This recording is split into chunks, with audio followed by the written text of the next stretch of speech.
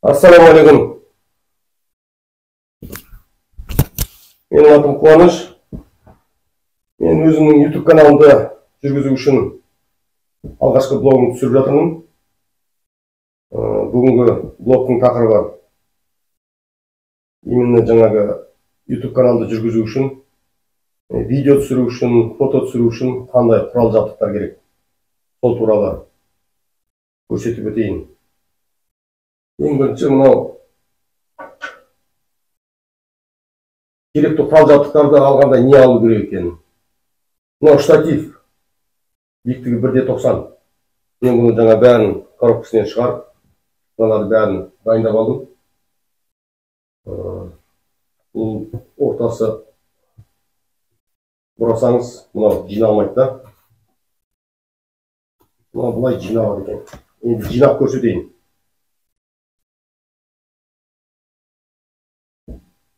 Мына жерде қатты бұрайтын жаңағы құландасы бар екен.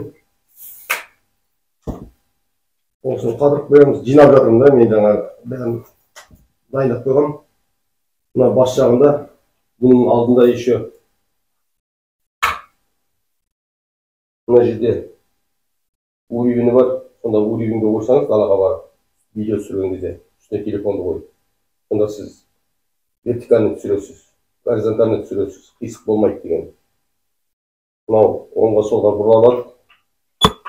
Бұлай да бұра алады екен бұлай. Өте ыңғайлы нәрсе. Бұның аяқтарының жаңағы жерден ашылып жиналады екен.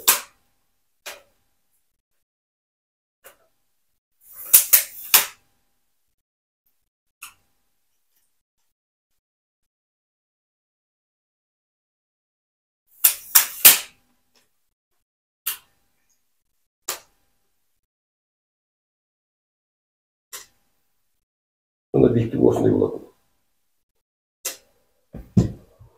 Бұл ең үлкен штатив. Бұның басында ондай подставкасы болады екен. Мына жағында резьбасы бар, ат жағында резьбасы бар. Бұны телефонды көлденең қойып түсіруге болады. Бұл мына жерге бұралады екен, мына жерге. Мына тігінен бұралады, сонда көлденеңнен түседі да. Егер мына арт жағынан бұрасаңыз, онда тігінен түсіресіз телефонға. Екіншісі, мынау беспроводной микрофон. Мына ішінде мен асқылып қойдым, егер мына жағама тағып алсам, қатты шығады екен дауыс. Мен бір-екі рет тексеріп көрдім. Бұл петлишка осы кейсінде жүреді екен. Жаңа беспроводной наушник сияқты. Бұл да арт жағынан зарядталады екен. Сонда жаңағы микрофон зарядталады деген сөзді. Одан кейінгісі мынау машинаның ішінде телефонның подставкасы. Бұл лобовойға немесе панельге қойылады екен. Арт жағында жаңағы клеймен отырылады. Мен отырғызып көрген жоқ, бәрі новый.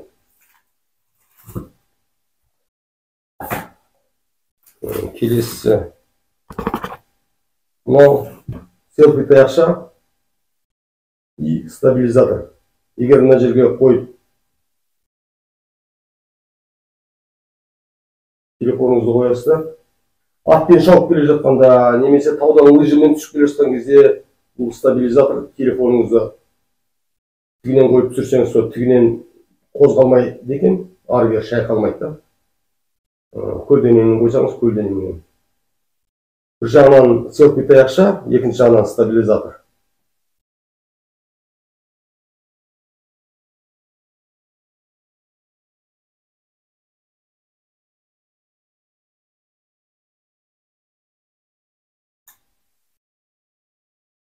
Осылай тұрады. Мен қазір мына ручкасын бұрасам да, мынау көлденеңнен тұрады.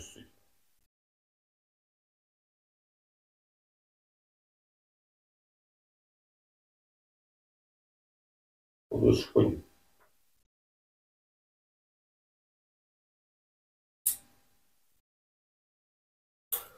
Сол одан кейінгісі мына жақта светильник алдым. Бұл видео түсірген кезде блогерлердің, видео түсіретін адамдардың ең бір қиыны жаңағы өзіңе бір жақсы бір орын табу керек.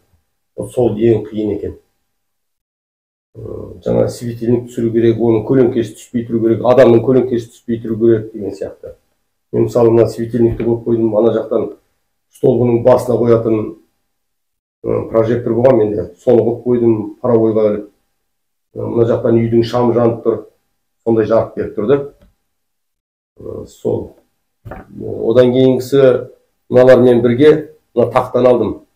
Бұл тақтан алған себебім мына ютубта, жаңа тиктокта кейбір кісілер осындай түсіріп жатады видеолар. Ол кезде кішкентай қағазға жазып алып, сызып, соны жаңа соткамен түсіріп, ол ыңғайсыз екен де.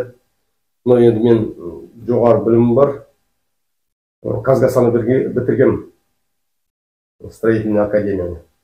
Мен өзім құрылыспен, өзіме құрылыспен айлансам, өзім жеке бизнесім бар. Мына көктем келе жатыр. Скоро жаңа құрылыс басталады. Соған байланысты жаңа сызу керек, жазу керек.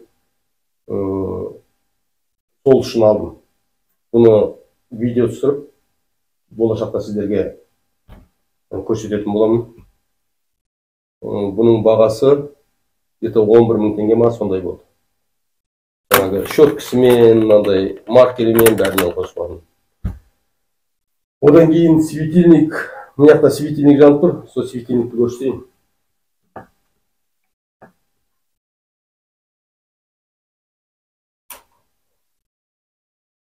Мынау светильник. Бұның арт жағында регулировкасы бар екен. Осындай свет жанады. Мынау слабый, вообще өшіріп тастайды. Бұл да штатив сияқты. Бұның биіктігі де где-то 2 метр болады.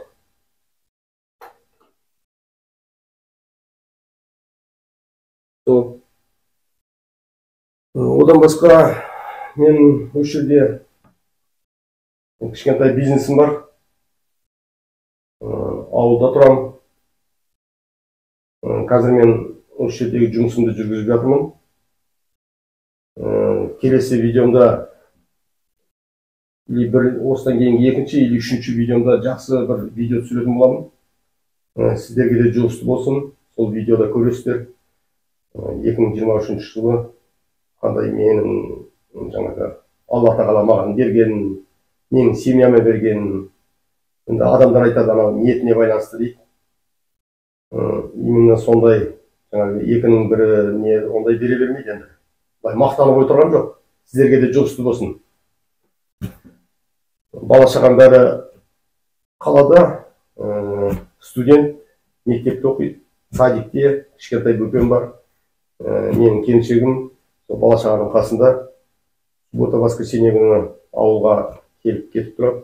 Мен барып келіп тұрам. Семьям солай. Ол енді мына көктем шыққанға дейін. Қазір мен өзіммін. Бүгін жаңа түске қарай ғана келдім Алматыдан. Одан бөлек мен мына жерде мынандай кітап оқыдым. Мынаны оқып бітірдім. «Самый богатый человек в Вавилоне» дейді. Авторы Джордж Клейсон. «Секрет первого миллионера» дейді. Бұны оқып бітірдім. Бұл кітапты еще мына шекесіне жазып қойыпты. Любимая книга Роберта Кийосаки. Ана ютубта қарасақ, көптеген осы қазақтың жігіттері, бизнесмен жігіттер осы кітапты оқыңдар, кітап оқыңдар деп жаңағы сондай ақыл кеңес береді ғой. Ана орыста айтады ғой, век живи, век учись деп. Соны мен де оқып жатырмын. Мына кітапты оқып бітірдім. Бұл жерде тағы да айтып қояйын, любимая книга Роберта Кийосаки дейді. Бұл Кийосаки деген мына адам екен. Роберта Кийосаки, богатый папа, бедный папа для подростков. Финансовые секреты, которые не учат в школе, дейді. Роберт Кийосаки, автор осы екен. өзі бір корейский ма сондайға ұқсайды екен.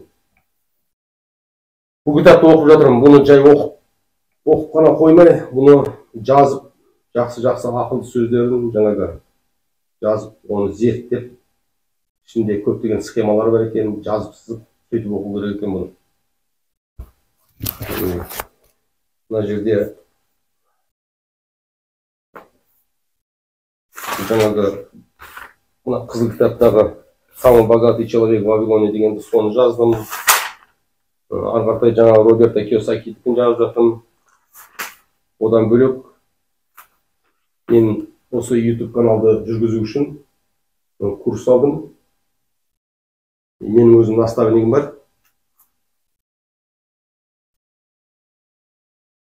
Соны да оқып, жазып, қалай жаңағы видеоны монтаждау керек, қалай YouTube-қа салу керек, соның бәрін оқып жатырмын. Жақсы, енді келесі видеода Алла бұйырса жақсы жаңағы айттым.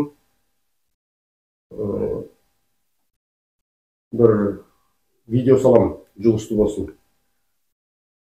Сіздерге жұғысты болсын деп жақсы бір видео салам. Сол үшін